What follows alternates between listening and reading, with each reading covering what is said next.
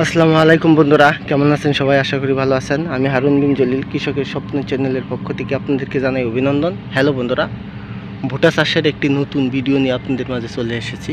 এখন স্ক্রিনে যেই ভুট্টার জমিটি দেখতে পাচ্ছেন, এটি রোপণ কাল হচ্ছে আগুন মাসের শেষ সপ্তাহে।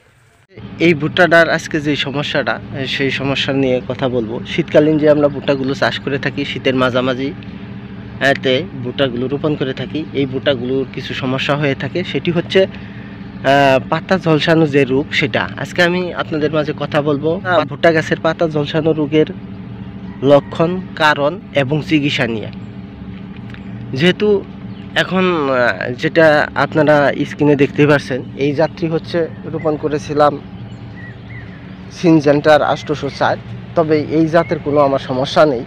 এখন যে জাতটার ভিতরে সমস্যা রয়েছে, সেই জাতটাতে আমি আপনাদেরকে নিয়ে যাচ্ছি। এখন আপনারা যে স্ক্রিনে জমিটি দেখতে পাচ্ছেন, এই ভুট্টাটি রোপণ করেছি অগ্রহায়ণ মাসের শেষ সপ্তাহে। তবে এই জাতটি ছিল আলাক্সা। আর এই জাতটাতেই যে সমস্যাটার কথা এখন আমি আপনাদেরকে বলেছি, সেই সমস্যাটা হয়েছে। আপনারা দেখতেই পাচ্ছেন যে আসলে এই যে সমস্যাটা, এটি হচ্ছে মূলত পাতা ঝলসানো রোগ।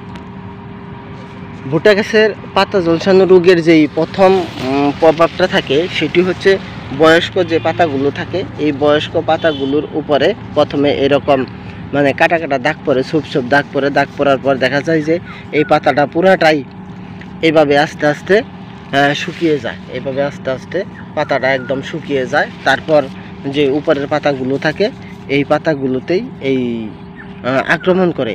আর এইভাবে আক্রমণ করতে করতে দেখা যায় যে জমিতে যদি নাইট্রোজেনের পরিমাণ বেশি থাকে, অর্থাৎ ইউরিয়ার পরিমাণ বেশি থাকে, তাহলে এই যে মানে পাতা ঝলসানো রোগটা, এটার প্রভাবটা আরও দ্বিগুণ বেড়ে যায়। আর আমরা তো মূলত দেখা যায় যে ভুট্টার জমিতে ইউরিয়া সার তো বেশি ব্যবহার করে থাকি গাছের ফলন বাড়ানোর জন্য, গাছকে মোটা তাজা করার জন্য, গাছ বড় করার জন্য। আর এই সমস্যাটাই ভুট্টার জন্য আরও বেশি হয়ে থাকে।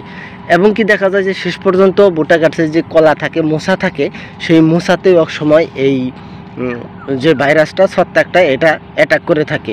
আর এটার থেকে পরিত্রাণ করার জন্যই যেই কাজটা করতে হবে, সেটি হচ্ছে এর জন্য অবশ্য অনেকে অনেক ধরনের চিকিৎসা করে থাকে। কেউ ম্যানসার প্রয়োগ করে থাকে, কেউ আবার ম্যানকোজেব স্প্রে করে থাকে।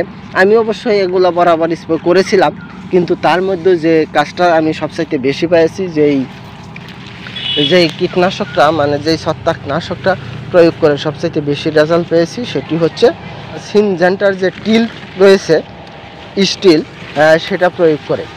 এই স্টিলটা প্রয়োগ করার পর দেখা যায় যে আমার যে সমস্যাটা ছিল, সেই সমস্যাটা সমাধান হয়েছে। এই জমিতে আমি যদিও এখনও পর্যন্ত স্টিল ব্যবহার করিনি, কারণ আমি চাচ্ছি যে হয়তোবা আজকেই এই জমিতে আমি স্টিলটা ব্যবহার করব। আর স্টিলটা ব্যবহার করলে দেখা যায় যে তাৎক্ষণিক কাজ পাওয়া যায়, এবং কি এই ডোজটা করতে হয় প্রথম ডোজের পর, আবার দ্বিতীয় যে ডোজটা করতে হয় সেটি হচ্ছে 15 দিন পর। আর এই ডোজের পরিমাণটা হচ্ছে 1 মিলি 1 লিটার পানিতে। সেই হিসাব করে দেখা যায় যে এই ভুট্টা গাছের যেই সমস্যাটা, এই সমস্যাটা আর থাকবে না।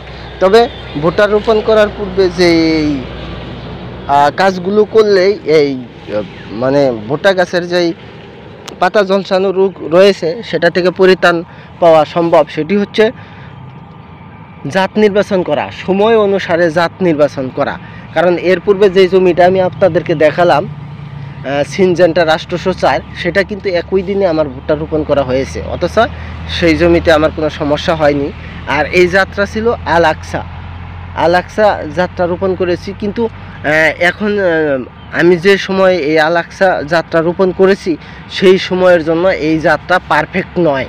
সেই কারণেই দেখা যায় যে আবহাওয়ার সাথে এই ভুট্টাগুলোকে, এই ভুট্টার জাতটা মানে মানানসই করে নিতে পারছে না, বুঝায় এই সমস্যাটা সম্মুখীন হয়েছে। সেই কারণেই দেখা যায় যে আমরা যখনই ভুট্টা রোপণ করি, সময় অনুসারে জাত নির্বাচন করতে হবে। এমনি একটা ভুট্টা এমনি এক সময় রোপণ করলে হবে না, তাহলে দেখা যায় যে লস খাওয়ার সম্ভাবনা থাকবে। সেই হিসাব করে আমি আপনাদেরকে বলবো যে আপনারা যখন ভুট্টা চাষ করতে আগ্রহী হবেন, সময় অনুসারে আপনারা জাত নির্বাচন করবেন।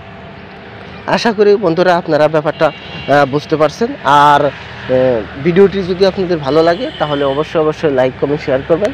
আর যারা আমার চ্যানেলে নতুন তারা অবশ্যই আমার চ্যানেলটি সাবস্ক্রাইব করে রাখবেন। ধন্যবাদ।